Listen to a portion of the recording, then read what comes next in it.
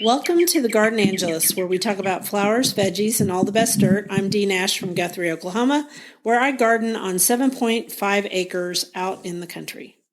And I'm Carol Michael from Indianapolis, Indiana. I have a suburban garden measured in square feet, less than a third of an acre. We call ourselves Garden Angelus because we are evangelists for gardening. We love gardening and we want others to love it too. Yes, we do. And we aren't afraid to spill the beans and tell all of our gardening secrets, the good, the bad, and even the ugly. But that's enough of who, what, when, where, how, why, etc. Let's move on to this week's episode. Hello, Dee. Hello, Carol. How's your garden growing? Growing in this dry weather? Oh my gosh. Rain, rain, rain. No rain. You need it, huh? I do. It's all here in Oklahoma. It's been here. Along with cold weather, it's still only 66 degrees as we record this, which is bizarre. That is bizarre. And, you know, at the end of my street is several small pastures. Yeah. And in the one pasture, there's been a cow. And the other day it was laying down, and I said, oh, my mom, who was a city gal, used to say when the cows were lying down, it meant it was going to rain. I'm like, stupid cow, get up. It ain't going to rain. I hope it rains soon. You guys need rain. We do. I need a good soaking of my perennial borders. I water in the front. I don't water in the back. And you can sure tell. So, yeah, that's how my garden usually looks. But right now, everything is green, and we are expanding a garden bed because we are insane. You are insane, but... The reason we're expanding it is that I want to add a few more native plants to this one bed and a few more butterfly plants, as if I didn't have enough. I went over the weekend to Tulsa because I went to the Audubon Society's garden tour, and I also went to the Tulsa Botanic Garden. And two ladies recognized me there, and one of them said, Dee, are you really buying more plants? How could you possibly need more? And I said, well, these are for the pasture, the meadow, as it were. Well, of course you need more plants. I mean, everybody needs more plants. So I planted a bunch of stuff in the meadow last night, and I've got a few more. I found that Agostiki, or Agastache, that you were talking about, Blue Fortune. Yes, I love Blue Fortune. Did you get some? I bought 3 of them to put in the expanded bed in my regular garden because I saw it blooming in the Tulsa Botanic Garden, and I thought it looked so great, and it attracted so many butterflies that I'm going to give it a try. And I asked the lady who was selling it how it does here, and she said better than others, but you're going to have to replace it every couple of years because here it doesn't, stay. But that was good advice. Perennials are sometimes short-lived in Oklahoma. Yes, which is fine. It's fine. As long as they do what I want them to do while they're blooming, I'm good with that. So, I guess I already answered our garden commission, kind of. Yeah, you planted more Blue Fortune Augustaceae. And I also planted a bunch of Coreopsis, a gray-headed coneflower, which I've never heard of. And right now, I didn't have time this morning to go look up its botanical name, but that was its common name. And I planted more. I'm going to try American Beautyberry again. To save my life, I cannot grow that plant. It should be easy because it's native here. But I'm going to give it another try. I have a beautyberry that is not native. I do too. Calicarpa, Isaiah, or something like that. Mine's a japonica, but I bought it in this lady's garden. I don't know what it is. The one I have, I think, is early amethyst, and it's a very pretty berry, but I don't think that the native is hardy enough for here. So I killed that one too, early amethyst. There you go. I'm just being honest. This is what do we call it? The ugly, the truthful ugly. Yeah, I've killed a lot of that. So what did you plant in your garden for pollinators? So for pollinators for our garden commission, I planted ironweed, 1 plant, Vernonia, Angustifolia, and the variety name was Plum Peachy. It's a tall or narrow leaf ironweed. And I swear I once planted ironweed, but it never came back. So I'm going to plant this And I may deadhead some of those plants because I don't need some of those to spread like they might if I didn't. And we'll talk about that when we talk about our flowers. But I'm going to leave the ironweed bloom on, and so if there's any little seeds, maybe it'll propagate itself a little bit. Right, because I assume plum peachy is a selection and not a true cultivar, and so it probably will reseed. I also grow ironweed in my back garden in partial shade. And I would say I don't grow the narrow leaf. It's tall though. I'll tell you what, it's very tall. In fact, I cut it back at the Chelsea Chop every year just to get it to not be quite so tall so it doesn't flop. Yeah, that's a good idea. I might do that with this one. It's in the container. It was in a container, so it's hard to say when it actually gets growing. It's going to be at least 3 feet, I think. I think 3 feet's kind of a nice height. This one will grow a good 4.5, 5 feet if I don't cut it back a little. I don't know which one I have. It's not the narrow leaf, but it is a Vernonia. And I love that plant, and I would say it is a nice colonizer. In other words, it doesn't rampantly jump all around your garden like obedient plant, or other plants that I really hate, which we could have a whole episode on plants we hate. I would say ironweed is a behaved colonizer. There you go. That's what you want. Behavior. No kidding. Behavior. Some things in the garden. In something, yeah. So you want to talk about our quote? You came up with these quotes. You can explain it. Okay, so I think I saw this on Garden of Bright Images on Facebook, just the first part of it. But then I went and looked it up because my birthday's in September. It was September 7th. And I love this song. And I first heard this song when I was in high school on the first time I went to New York City. And it was in a play called The Fantastics, which at that time was the longest running play off Broadway. I think it long ago closed. So the first part of it is, try to remember the kind of September when life was slow and oh so mellow. And it's by Tom Jones. But I don't think it's Tom Jones, the singer. But I don't know. I just know it's in that play, The Fantastics. And we'll do the rest of them as we go with the quotes. What flower are we talking about? Well, we're talking about fall blooming perennials for the prairie garden because I think it's a mellow time in the garden. It's cooler out there. Now, butterflies and bees are going crazy on all these plants right now. So it's not mellow for them. This is go time. This is go time for pollinators. And I noticed the squirrels are just going crazy trying to get acorns and stuff. But for most people, it's a mellow time. There's not the big rush of spring. So we're going to talk about some fall blooming perennials. And we already talked about Vernonia and Gustifolia, which is ironweed. But another good one that can be very, very tall in the back of the border is Joe Pye weed. Right. And there's the native, which is the species. It's a eutrochium. But there are also ones that are shorter. And you like one of the shorter ones. I have Little Joe. I grow Little Joe too. Little Joe is still not very little. It's still pretty big. Yeah, and mine's in partial shade now, but I think they can get to about 4 feet easy. Mine's 5 feet. But but remember, I get a lot of sun because I'm further south. And if I grew the species, it'd be 7 to 8 feet tall. Oh, yeah. Which is too tall for me. Too tall for me, definitely. So I like Little Joe. Oh, and I also like, Baby Joe, which I've grown. But I have a new one I like. What's that? Phantom. And I bought more of it at that deal I was at. Of course you did. Well, I have one plant of it because I'm trying to be good about, if I've never tried anything in the garden before, I just plant one.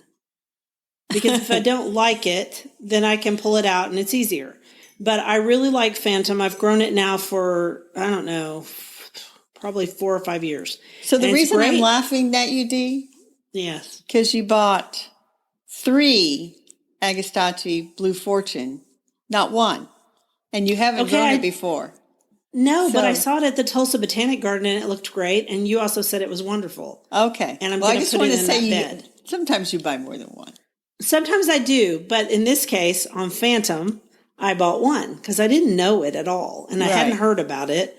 And I thought it may be a piece of junk. Because, sometimes named cultivars of species are not good.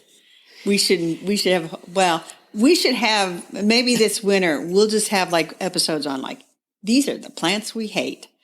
These are Or- the plants we hate, and these are the reasons why. I think that Yeah. would be like the best episode ever. Oh, yeah, It we're makes me totally laugh. doing it. Okay. So I like let's- Phantom, and I'm going to plant 2 more Phantom Okay. in that same bed. Okay, now name the next one, because I said it was the best plant you could plant for pollinators in my last blog post. Goldenrod or Yeah. asters? Goldenrod. Goldenrod. Solidago. Solidago or Solidago, however you pronounce it, is considered one of the very best plants for pollinators because it has a ton of pollen and nectar. And it it's blooms late. And there are a bunch of different varieties of it, from rigid goldenrod to the other species there's just so many. There's one called, I think, Fireworks. I'm doing this off the top of my head, people, so don't hold me to that one, but I'm pretty sure there's one named Fireworks. Okay, so here's the deal. I say that a lot, and I should get over it. But goldenrod. So what is the deal? All of them bloom at different times. Right. Yeah. Right. So you could have goldenrod bloom a long time in your garden. You could, which the pollinators would really appreciate. And you know what else about goldenrod? You know what plant it goes really well with? I do, because I'm looking at our notes, but I plant it with it anyway. What does it go with, Carol? Asters. Especially the bluer asters like October Skies. Oh my gosh, yeah. Or bluebird. Bluebird. I love bluebird smooth aster. It's my favorite aster. I bought a new aster this weekend, but I'll have to write about it this week. In fact, that's going to be my Bloom Day post. So you bought just one of the new one, or you bought 3? 2. Well, that violates every single rule. So you had a rule that says it's a new variety and I don't know about it and I'm buying 1. So you violated that and you bought 2. But everybody knows that 2, you never buy 2, you buy 3. These went in the meadow, and I bought 2 so that I could put one in one part of the meadow and one in another part of the meadow to see, because that meadow is big enough that there are different microclimates within the meadow. So that's why I did that. So every rule has an exception in D-land. Every rule has an exception in Carolyn as well. So Thank goodness.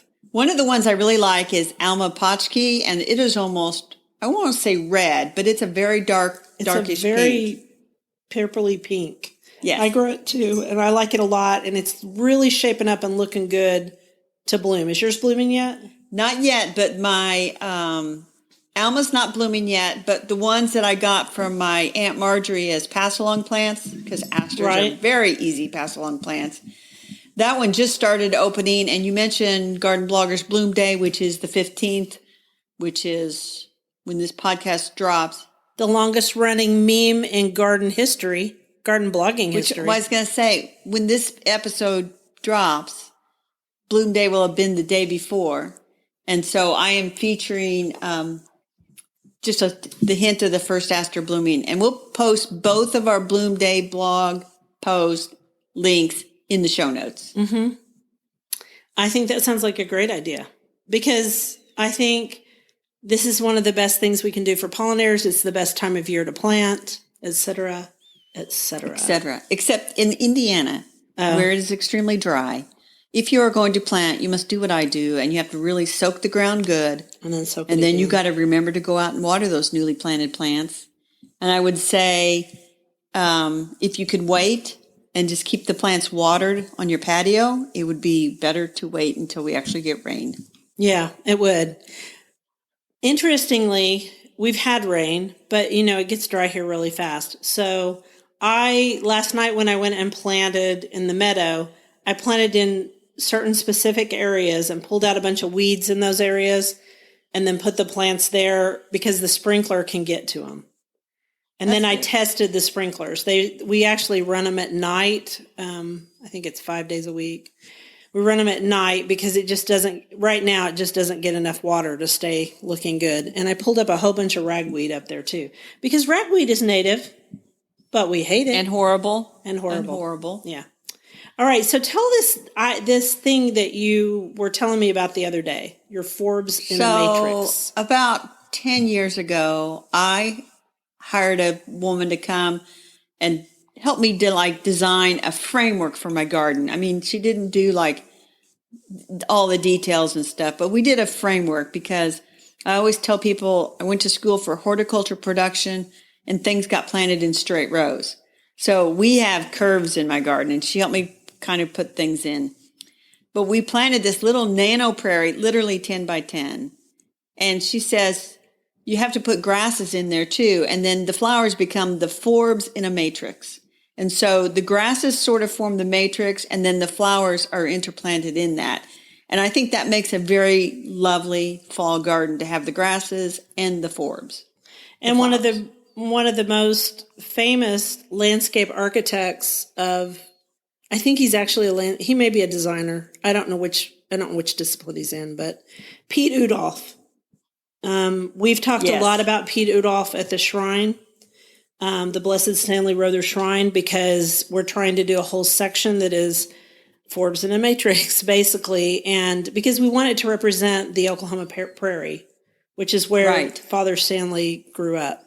And there's been a lot of talk about that. Here's a very exciting piece of news that fits in with that. What's the exciting piece of news, Dee? In the meadow, my matrix of grasses is coming up. And I've been killing Johnson grass, which is an introduced grass to the United States.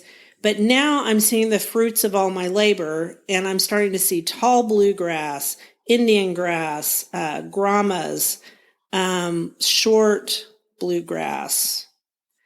That's great. I'm starting to really see a difference, and I can tell which ones are native or good introduced grasses. There's a few of those too, because you can tell by how they grow within the meadow.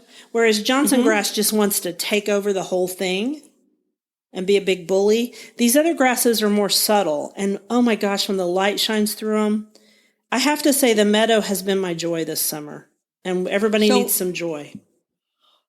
I have a commission in mind for me, but I'm going to give you a commission, Dee. Okay. I want you to go to the meadow when the light is perfect this next week. And I want you to take a lovely video. Okay, I will. And show the pollinators and everything. And then we'll get that video posted to YouTube or whatever so that we can see it. Okay. And experience I will it. try to. I will say that I can probably get some of the pollinators. I mean, we're at that point where the forbs are not blooming as much, and it's mostly about the grasses. So I can definitely get us a picture of that. And that leads us into our next quote. You want to read it? Try to remember the kind of September when grass was green and green was yellow. Also, Tom Jones. I love that. I love that it's, but grasses, also yellow because grasses are kind of like grains and grains are grasses and stuff. But we're going to talk about grains. So we are going to go off the rails a little bit in vegetables, and we're going to talk about growing grains in your garden. And you can actually grow things like wheat, barley, oats, sorghum, and corn is technically a grain as well, and rye. Right. And so of course we've grown corn. And I've grown broom corn, which is a type of sorghum. It's sorghum vulgare variety technicum.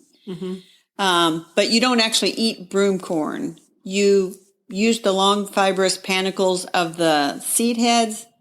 They become really stiff. And that's what homemade brooms are made out of. Right.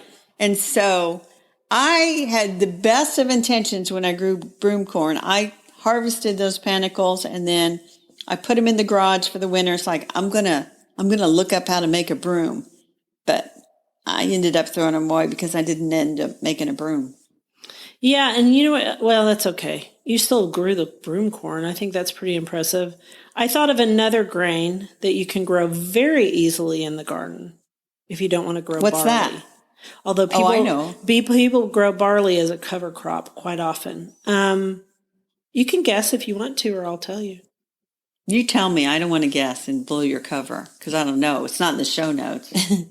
No, it's just something I thought of. I was thinking, what grains have I grown? And I thought of what I was growing right now. Amaranth. Amaranth is a grain you can grow. It's true. It's a very ancient grain. Easy grain. Easy. And by the way, if you grow amaranth, you're likely to grow amaranth forever because it does self-sow. It does reseed. Oh my gosh, it does reseed. That is a good one. The other thing that people use as a cover crop, and I've never harvested, is buckwheat. And it's not what you would think it would look like. But I always think of buckwheat. I think of my mom and my aunt because every Christmas season, my mom used to go to my aunt's and they would make buckwheat pancakes. I love buckwheat pancakes because you know why? You're gluten free. You can't eat wheat. You can use both sorghum and buckwheat because both of those grains they don't have gluten. Neither does amaranth. And you use all those. You can use them all as flours. But I really love buckwheat pancakes. I love them a lot. Well, here's the funny thing. They would have to really search to find buckwheat back in the day. Right. And it's like this little ritual that they had. And I never remember my mom coming home and making us buckwheat pancakes. I don't know why not. So I don't think I've ever eaten them. You haven't? It was a thing she and her sister did. Oh, well, I'm going to have to send you some buckwheat flour so that you can make them because, but because of the gluten-free thing, buckwheat is a really popular flour now. You can make. I bet I could find some at the store when I go. So that's your commission I might get some from me. I want you to make buckwheat pancakes and eat them with real maple syrup this week. I promise you, you will really like them. And buckwheat is a great source, I think, of protein, and it's got good fiber. It's actually really good for you. Okay, I'm going to try it. But I will swear, other than growing corn and broom corn, I have no experience growing any kinds of grains, but I know people that do it. And so I went out, the National Garden Bureau has a wonderful article on growing grains that helps you get started. And it leads you to Brie Arthur's book, which is called Growing with Grains, which neither one of us have read. No, I have read it. Oh, you have? And it's good, yeah. Oh. And I read her one on Front Yard Gardening where she talks about growing grains too. I've also grown millet. So I've grown 3. Amaranth, millet and corn. So millet I always think of as birdseed. Yeah, but people eat it. And there's also millet flour. There's also teff flour, but I've never grown teff. But anyway, I've grown millet because there's a black millet that is really pretty in the garden. That's why. But I think that's a great idea to get Brie's book. If you want to grow grains, get it because she knows all about it. I will not be growing wheat ever.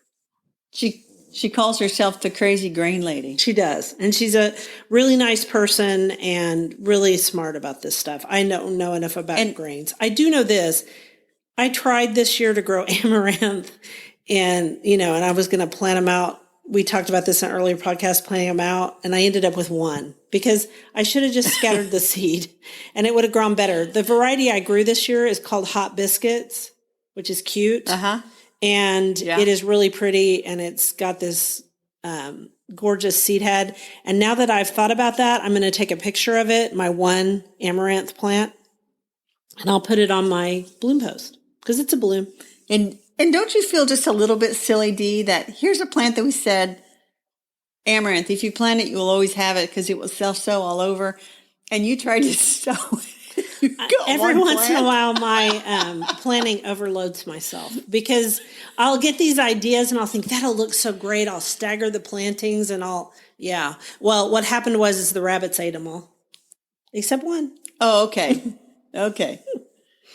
Rabbits are smart. They know food that's good. Yeah, they do. They're really smart in that respect. Other ways, no. So here's the next quote. Try to remember the kind of September when you were a tender and callow fellow. I have no idea what that means, but that was just the next quote. I'm going to say it was remember when you were young.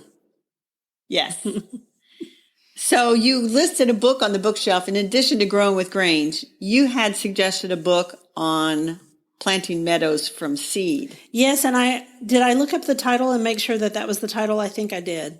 Okay. It's the one. If you did, I could not find it. Okay. I think that's not the exact title. And that was not really good, was it?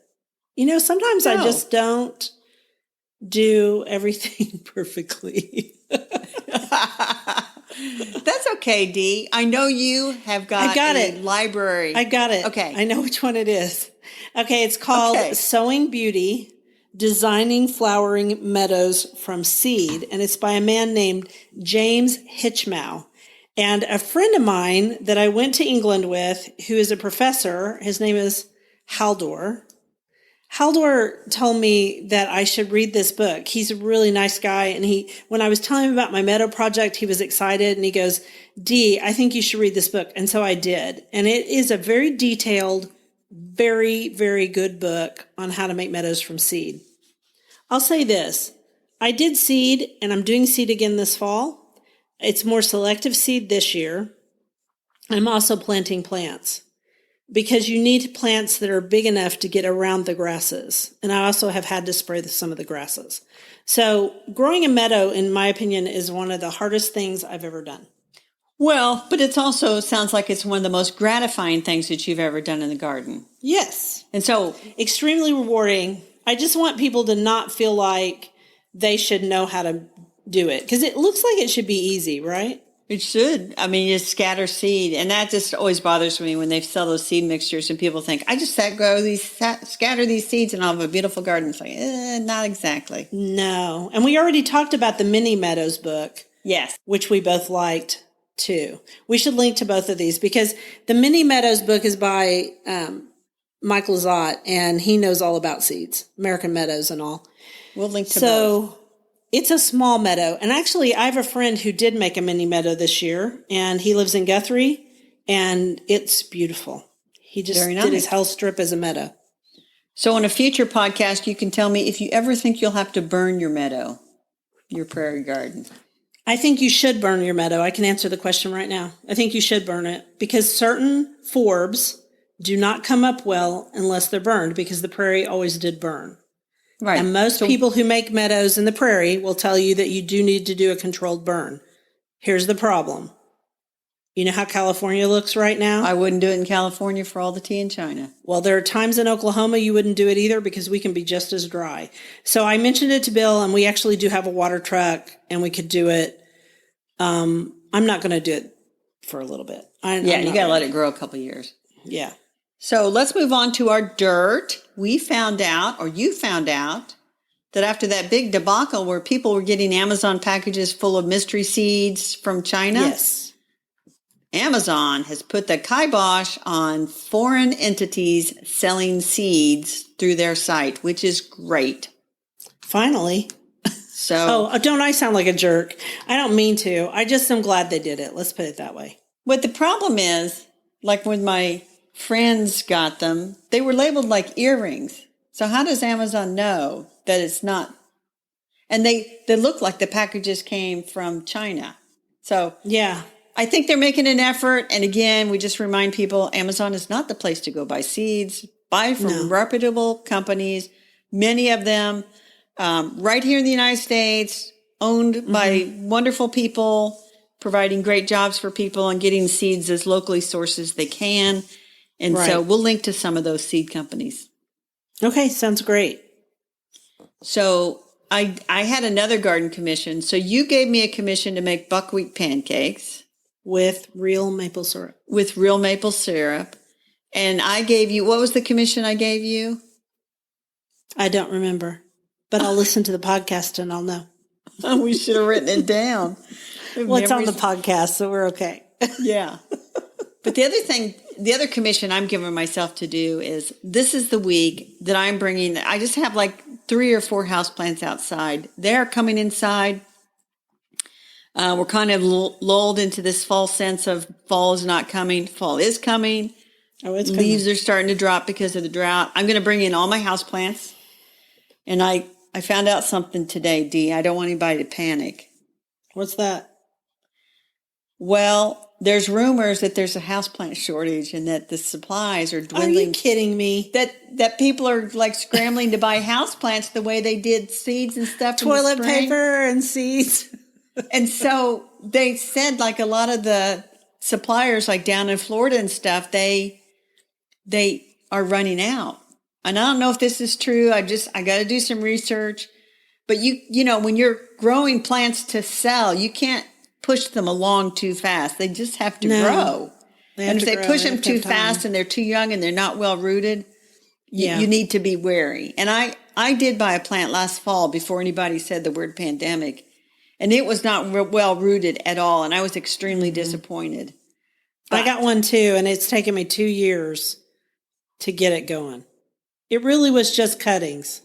The commission is bring in your houseplants, and if you see a houseplant you want, give it a tug to make sure it's well rooted, but don't hesitate to buy it because it sounds like there won't be as many as normal. The demand is.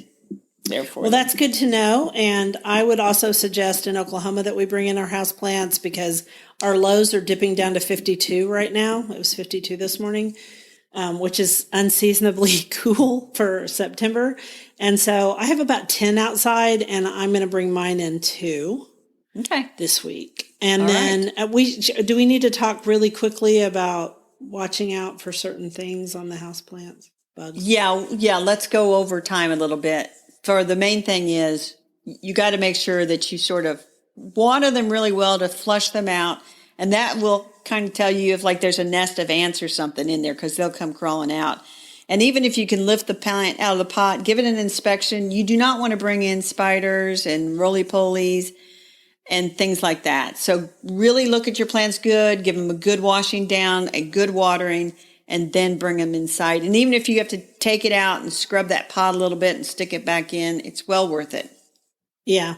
And adding a little bit of potting soil and refreshing a little isn't going to hurt anything either. No. So that's that. That's that. We want to thank everyone for listening to the Garden Angelist. If you like our podcast, please tell your friends about us. And if you listen on Apple Podcasts, we'd love a review, a 5-star review. That helps us get noticed by others. Plus, hit that subscribe button so that you don't miss a single episode.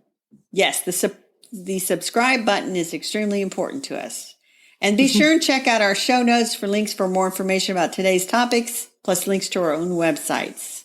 It was lovely to chat with all of you over the Garden Gate today. Bye until next week. Bye.